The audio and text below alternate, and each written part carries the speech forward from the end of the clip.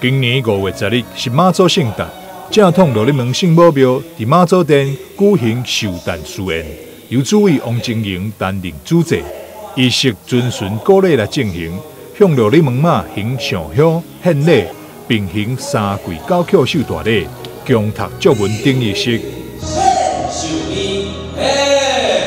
今仔是农历的3月23妈祖的圣诞啊！阮罗力门圣母庙嘛是遵循这个古礼啊，来恭祝着阮罗力门妈圣诞千秋啊！因为阮伫民国2年来第2次重建，7年就会安做，迄阵阮就开始来举办这个妈祖的圣诞。民国2年到这时迄个8出头冬已经超过100年啊！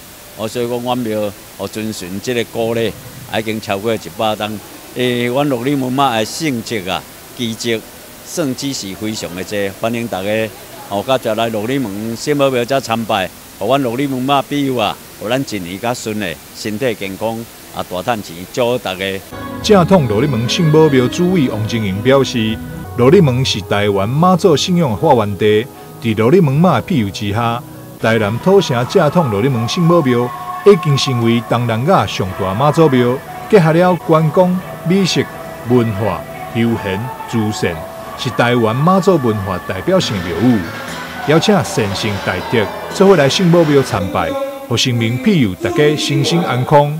圣母庙因有主委郑清池，甲真侪信众也共同发声，捐献3000组寿桃甲寿面。并伫妈祖花诞寿宴寿典完成了后，分送予前来祝贺信众吃平安。妈祖圣诞这天，庙方冇办理捐会活动，邀集信众将对妈祖祝寿的心意化作大爱捐会救人。台南新闻张硕维采访报道。